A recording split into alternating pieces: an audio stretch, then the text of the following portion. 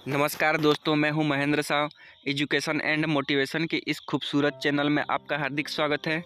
दोस्तों, हमने पिछली 2 वीडियो से टर्मिनोलॉजी ऑफ टैली को पढ़ा था। उसी सीरीज में आगे तीसरा भाग कंटिन्यू करते हैं। तो जिसने भी पुराने वीडियो को नहीं देखा है, हमारी चैनल के द्वारा प्लेलिस्ट बना दी गई है, जिसमें आप सभी वीडियो को क्रम से देख सकते हैं। दोस्तों, वीडियो में व्यूज़ तो बहुत अच्छे आते हैं, लेकिन उस हिसाब से सब्सक्राइबर नहीं है। तो चैनल को आप सभी सब्सक्राइब कर लीजिए। इससे हमें मोटिवेशन मिलता है आपके लिए और बेहतर से बेहतर करने की। तो चलिए आज की वीडियो स्टार्ट करते हैं। आज के वीडियो में हम पढ़ेंगे टर्मिनोलॉजी ऑफ टैली पार्ट 3, जिसमें डिस्कस करेंगे वाउचर क्या होता है, ट्रांजैक्शन क्या होता है, ट्रांजैक्शन के प्रकार, डिस्काउंट क्या होता है, डिस्काउंट के प्रकार, एक्सपेंस क्या होता है, एक्सपेंस के प्रकार, रिवेन्यू क्या है, इनकम क्या है, इनकम के प्रकार, प्रॉफिट क्या है, प्रॉफिट के प्रकार, लॉस क्या है, लॉस के प्रकार, क्लोजिंग बैलेंस, ओपनिंग बैलेंस। तो इन सभी टॉपिक्स को आज समझते हैं। सबसे पहले समझते हैं वाउचर क्या होता है। व्यापार से संबंधित सभी कार्यों व लेन देन के लिए जो भी डॉक्यूमेंट दिए वह लिखे जाते हैं, उन्हें वाउचर कहा जाता है। जैसे बिल, रसीद। जैसे व्यापार में क्या होता है, बहुत सारे लेन देन होता है, वस्तुओं का, संपत्ति का लेन देन होता है। तो उसके रिकॉर्ड को रखने के लिए, सारी गतिविधियों के रिकॉर्ड को रखने के लिए जो भी डॉक्यूमेंट दिया जाता है वो लिखा जाता है। जैसे बिजनेस में क्या होता है, अगर कोई उधार में माल खरीदता है या जिसे हम उधार में माल बेचते हैं तो उसे बिल देते हैं, और नकद के लेन देन के लिए उसे रसीद बना के देते हैं। तो ये बिल और रसीद क्या हो जाएंगे, वाउचर हो जाएंगे। आगे है ट्रांजैक्शन। दो पार्टियों के मध्य होने वाले वस्तु, संपत्ति या सेवाओं के आदान प्रदान को ट्रांजैक्शन कहा जाता है। इसके प्रकार हैं, पहला है कैश ट्रांजैक्शन। यदि पेमेंट वर्तमान में कर दिया जाता है तो इसे कैश ट्रांजैक्शन कहा जाता है, और यदि पेमेंट भविष्य में किया जाता है तो इसे क्रेडिट ट्रांजैक्शन कहा जाता है। जो भी लेन देन होता है 2 प्रकार का होता है, या तो नकद में होता है तो उसे कैश ट्रांजैक्शन, और उधार में होता है तो उसे क्रेडिट ट्रांजैक्शन कहा जाता है। आगे समझते हैं डिस्काउंट क्या होता है। व्यापार में व्यापारी द्वारा दी जाने वाली छूट को ही डिस्काउंट कहते हैं। इसके प्रकार हैं, पहला है कैश डिस्काउंट, दूसरा है आइटम डिस्काउंट। आगे कैश डिस्काउंट भी 2 प्रकार का होता है, जिसमें पहला है टोटल बिल अमाउंट डिस्काउंट, दूसरा है पर आइटम डिस्काउंट। और उसी प्रकार आइटम डिस्काउंट भी 2 प्रकार का होता है, पहला है सेम आइटम डिस्काउंट, दूसरा है अदर आइटम डिस्काउंट। तो पहले समझते हैं कैश डिस्काउंट क्या होता है। कैश डिस्काउंट, यदि व्यापारी द्वारा कैश में कमी की जाती है, कैश में छूट दी जाती है, डिस्काउंट दी जाती है, तो यह कैश डिस्काउंट कहलाता है। इसमें सबसे पहले है टोटल बिल अमाउंट डिस्काउंट।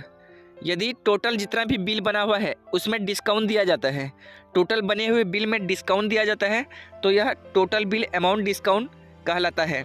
जैसे हमने 10 पीस मोबाइल खरीदा और टोटल उसका प्राइस होता है, टोटल वैल्यू 10,000 रुपये। तो यदि 10,000 रुपये में जो डिस्काउंट दिया जाएगा उसे टोटल बिल अमाउंट डिस्काउंट कहा जाएगा। उसके बाद दूसरा है पर आइटम डिस्काउंट। पर आइटम डिस्काउंट में प्रत्येक आइटम में अलग अलग रेट के अनुसार डिस्काउंट दिया जाता है।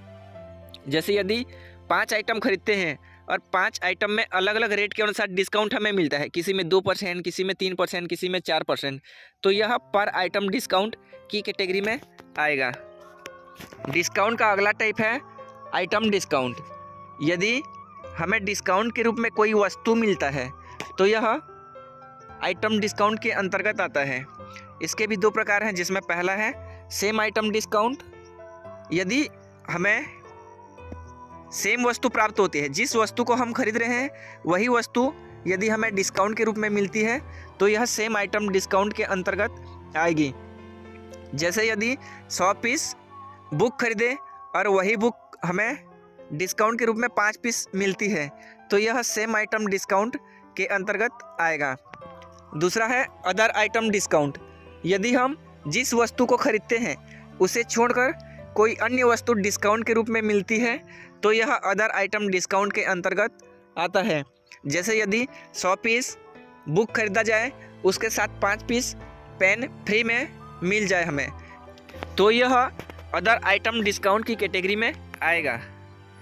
नेक्स्ट है एक्सपेंसेस। व्यापार में होने वाले सभी खर्चों को एक्सपेंसेस कहा जाता है।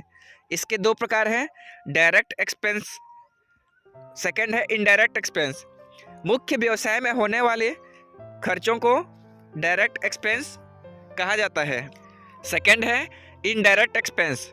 मुख्य व्यवसाय को छोड़कर अन्य स्रोतों से होने वाले खर्चों को इनडायरेक्ट एक्सपेंस कहा जाता है। जैसे एग्जाम्पल के द्वारा समझते हैं, यदि हमारा व्यवसाय मोबाइल खरीदने बेचने का है तो मोबाइल को खरीद के लाएंगे, उसके लिए परिवहन लगेगा। तो ये जो मुख्य व्यवसाय से रिलेटेड है, मुख्य व्यवसाय हमारा मोबाइल का है, तो इससे रिलेटेड जो खर्चे होंगे वो डायरेक्ट एक्सपेंस कहलाएंगे। इनडायरेक्ट एक्सपेंस, जैसे यदि हमारा व्यवसाय मोबाइल का है तो अन्य प्रकार के भी खर्चे हो सकते हैं। जैसे डिस्काउंट देंगे तो एक प्रकार का खर्चा है। अगर 100 रुपये का कोई वस्तु हम 90 रुपये में देते हैं तो एक प्रकार का खर्चा है हमारा, 10 रुपये का खर्चा हो गया। उसके बाद कमीशन देते हैं तो ये भी इनडायरेक्ट एक्सपेंस में आएगा। किसी को ब्याज देते हैं, इंटरेस्ट गिवन, ये भी इनडायरेक्ट एक्सपेंस में आएगा। Commission given, interest given, discount given, ये सारे, इलेक्ट्रिसिटी बिल, सैलरी दे रहे हैं, ये खर्चा है। इलेक्ट्रिसिटी बिल पेड कर रहे हैं, ये खर्चा है। तो ये सारे इनडायरेक्ट एक्सपेंस की कैटेगरी में आएंगे। आगे है रिवेन्यू, राजस्व। गुड्स यानी माल को मार्केट में बेचने पर उससे जो प्राप्ति होती है उसे रिवेन्यू या राजस्व कहते हैं। जैसे मान लेते हैं हमारा बिजनेस है और उसमें टोटल खर्चा हुआ 2 लाख रुपए और गुड्स को बेचते हैं तो उससे यदि हमको प्राप्ति होता है 5 लाख रुपए, तो यहाँ पर जो प्राप्ति हो रहा है 5 लाख रुपए, ये क्या हो जाएगा, रिवेन्यू हो जाएगा। आगे है इनकम, आय। रिवेन्यू में से एक्सपेंस को घटाने के बाद जो बचता है उसे इनकम कहते हैं। जैसे एग्जांपल में अभी 5 लाख रुपए हमारा रिवेन्यू था और उसमें से टोटल खर्च था 2 लाख रुपए, तो 5 लाख में से 2 लाख को घटाएंगे तो जो 3 लाख बच रहा है यही हमारा क्या हो जाएगा, इनकम हो जाएगा। आगे है इनकम के प्रकार। पहला है डायरेक्ट इनकम। मुख्य व्यवसाय से जो हमें इनकम प्राप्ति होती है वही डायरेक्ट इनकम कहलाता है। उसके बाद सेकंड है मुख्य व्यवसाय को छोड़कर अन्य तरीकों से जो हमें प्राप्ति होती है वह इनडायरेक्ट इनकम कहलाता है। जैसे एग्जांपल से समझते हैं, जैसे मुख्य व्यवसाय हमारा कपड़ा बेचने का है तो कपड़ा बेचेंगे तो जो प्राप्ति होगा वह डायरेक्ट इनकम में आएगा। लेकिन अन्य तरीके से, जैसे हमको कमीशन मिलता है, जैसे हमको इंटरेस्ट मिलता है, ब्याज मिलता है, तो commission receive, interest receive, discount मिलता है, तो ये सारे इनडायरेक्ट इनकम में आएंगे। डिस्काउंट मिलेगा तो 1000 रुपये का सामान कम में मिल गया तो वो हमारे लिए एक प्रकार का इनकम होता है। आगे समझते हैं प्रॉफिट क्या होता है। जब इनकम मतलब आय खर्चों से अधिक होता है तो हमें लाभ होता है। इसे 2 भागों में डिवाइड किया गया है। पहला है ग्रॉस प्रॉफिट। यदि रिवेन्यू में से माल की कीमत और उसमें होने वाले हम डायरेक्ट एक्सपेंस को घटा देते हैं तो जो धनराशि हमें प्राप्त होती है उसे ग्रॉस प्रॉफिट कहा जाता है। इसके बाद है नेट प्रॉफिट। जो ग्रॉस प्रॉफिट है उसमें से यदि हम इनडायरेक्ट एक्सपेंस को घटा दें तो हमें नेट प्रॉफिट प्राप्त होता है। ग्रॉस प्रॉफिट और नेट प्रॉफिट को समझने के लिए एक आसान सा एग्जांपल लेते हैं। जैसे यदि हमें रिवेन्यू 1000 रुपये प्राप्त हो जिसमें से माल की कीमत 200 रुपये तथा उसमें होने वाला डायरेक्ट एक्सपेंस 400 रुपये हो, तो रिवेन्यू में से माल की कीमत और डायरेक्ट एक्सपेंस को घटाते हैं तो 1000 में से 200 प्लस 400 600 को घटाएंगे तो हमें 400 प्राप्त होता है। तो 400 हमारा यहाँ पर ग्रॉस प्रॉफिट हो जाएगा। उसके बाद नेट प्रॉफिट निकालने के लिए जो 400 आया है, मान लेते हैं उसमें से हमारा इनडायरेक्ट एक्सपेंस था 200 रुपये, तो 400 में से फिर 200 घटाएंगे तो हमें 200 की प्राप्ति होती है। तो यही 200 हमारे लिए नेट प्रॉफिट कहलाएगा। आगे समझते हैं लॉस क्या होता है। जब खर्चे आय से अधिक होते हैं तो हानि होती है। इसके 2 टाइप हैं, ग्रॉस लॉस और नेट लॉस। ग्रॉस लॉस क्या होता है, यदि हम डायरेक्ट एक्सपेंस में से राजस्व को घटा देंगे तो जो धनराशि मिलती है वह ग्रॉस लॉस कहलाता है। उसके बाद है नेट लॉस। ग्रॉस लॉस में से यदि हम इनडायरेक्ट एक्सपेंस को घटा दें तो हमें नेट लॉस की प्राप्ति होती है। इसे भी एक उदाहरण के द्वारा समझते हैं। जैसे यदि हमारा राजस्व 1000 रुपये है और हमारा डायरेक्ट एक्सपेंस यदि 1500 रुपये है तो 1500 में से 1000 को घटाएंगे तो 500 रुपये जो आएगा वो हमारा ग्रॉस लॉस हो जाएगा। उसके बाद ग्रॉस लॉस में से इनडायरेक्ट एक्सपेंस मान लेते हैं 300 है, तो 500 में से 300 को घटाएंगे तो 200 जो आएगा वो नेट लॉस कहलाएगा। आगे समझते हैं क्लोजिंग बैलेंस क्या है। व्यापार में वित्तीय वर्ष के पूर्ण होने पर जो बैलेंस शेष रहता है, बचा हुआ रहता है, उसे क्लोजिंग बैलेंस कहते हैं। जैसे हम लोग पढ़ चुके हैं 31 मार्च का डेट फाइनेंशियल ईयर का अंतिम दिन होता है, तो अंतिम दिन जो भी बैलेंस हमारे पास रहेगा वही क्लोजिंग बैलेंस कहलाएगा। उसके बाद नेक्स्ट है ओपनिंग बैलेंस।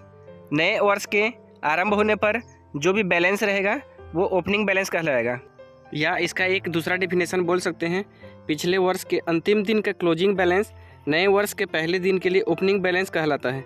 जैसे 31 मार्च पिछले वर्ष का अंतिम दिन है, तो इसका जो बैलेंस रहेगा 31 मार्च के डेट में वो क्लोजिंग होगा और अगले साल के लिए 1 अप्रैल के लिए ओपनिंग बैलेंस हो जाएगा। वीडियो को लास्ट तक देखने के लिए बहुत बहुत धन्यवाद। वीडियो कैसे लगी इसे हमें कमेंट में ज़रूर बताएं।